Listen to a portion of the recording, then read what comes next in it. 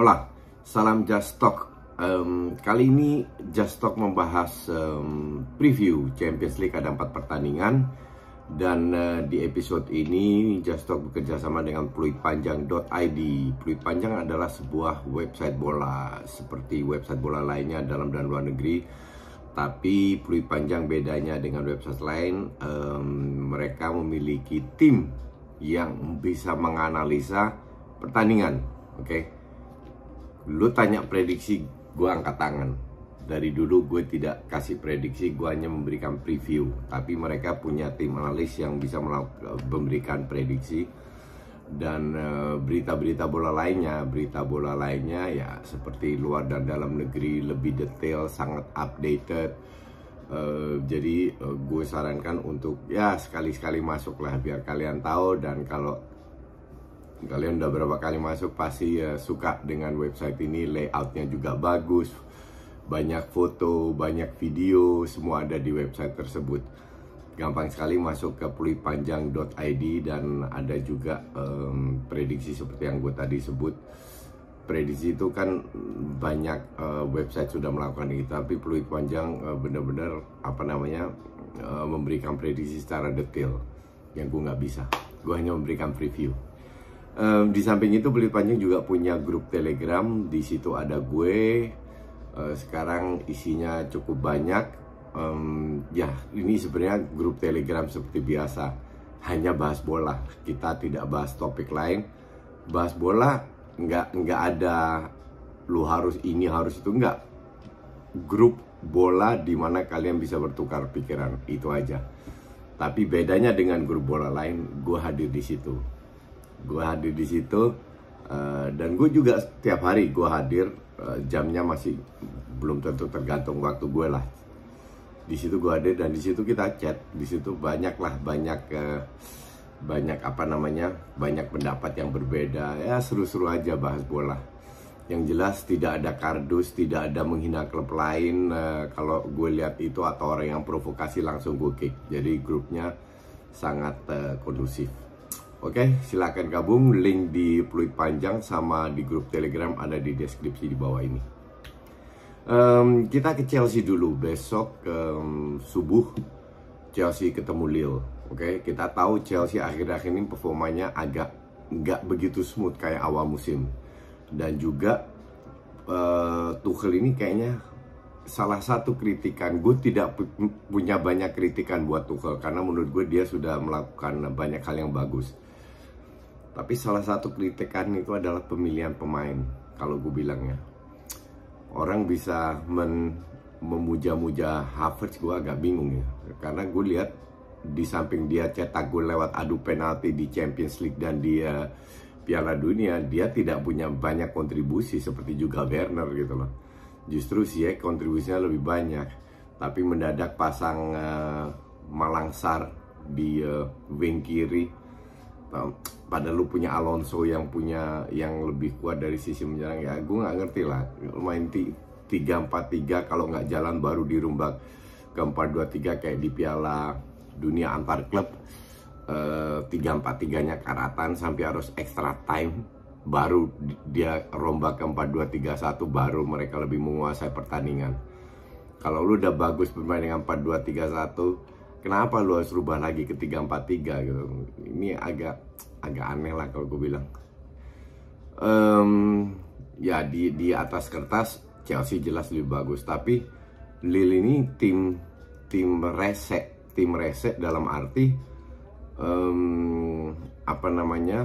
dalam arti mereka itu sangat solid dari sisi bertahan dan counternya itu cukup mematikan. Memang ini bukan Lille yang menjadi juara, banyak pemain sudah cabut, bahkan pelatihnya juga. Jadi tidak bisa diremehkan. Jangan kaget kalau Chelsea cuma menang 1-0 atau bahkan 0-0, 1-1 seri. Hanya perbedaannya adalah Chelsea lebih punya mental. Dan mental ini yang akan membawa mereka harusnya ke babak berikutnya. Karena gue lihat gue bilang peluang Chelsea untuk menang away lebih besar daripada home.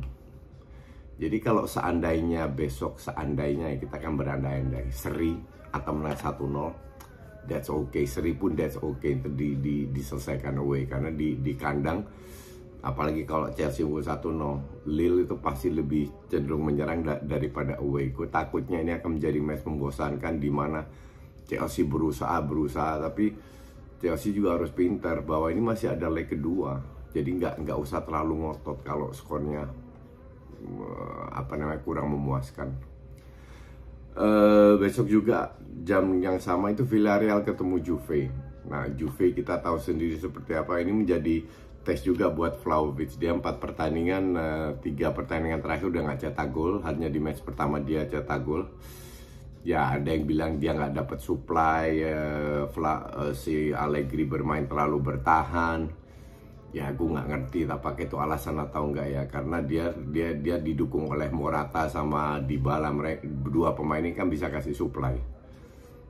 Tapi kalau gue bilang mentalnya Vlahovic ini bermain di Juve beda dengan Vio, dan mereka besok away ke Villarreal. Villarreal tuh posisinya di bawah ATM, selisihannya 3 poin. ATM poinnya sama-sama Barca, tapi Barca kekurangan 1 poin, 1 pertandingan.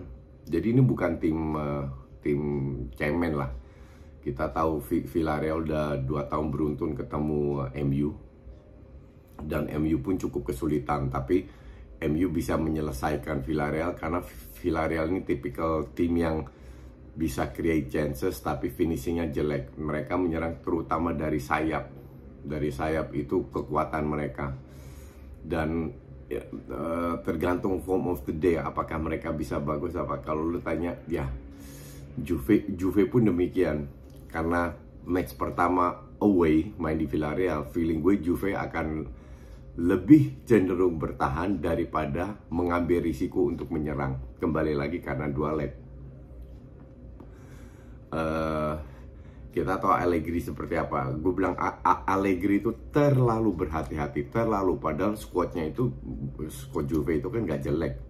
Mungkin gak top, tapi dibilang jelek sama sekali tidak. Cuman dia tidak bisa, ya 11-12 sama Conte, Ancelotti lah. Dia tidak bisa memanfaatkan squadnya Juve. Kalau Juve bermain biasa aja, harusnya Juve tetap bisa lolos. Dalam 2 pertandingan butuh 1 gol bisa lolos kok. Jadi memanfaatkan efektivitas harus lebih besar. Ya, Juve ini, gue tidak menutup kemungkinan Juve kalah. Tapi bukan berarti Juve nggak lolos. Kita lihatlah berapa tahun terakhir away Juve sering kalah, diselesaikan di kandang sendiri. Karena gue tidak lihat Villarreal ini di atas kertas 50-50 ya. Tapi untuk bisa unggul dalam 2 pertandingan, gue bilang nggak gampang ya. Cuman Juve tahu sendiri lawan tim cemen pun bisa seri ya, bisa kehilangan poin. Jadi Juve ini tergantung form of the day, karena pelatihnya nggak bisa diandelin menurut gue. Jadi kita lihat besok seperti apa. Gue nonton dua match ini. Kita ke lusanya itu ada MU ketemu ATM. Ini yang seru. Kedua tim lagi tidak dalam top form. Oke. Top form dalam arti mereka sangat tidak konsisten. MU pun demikian, Atletico Madrid nggak jauh beda.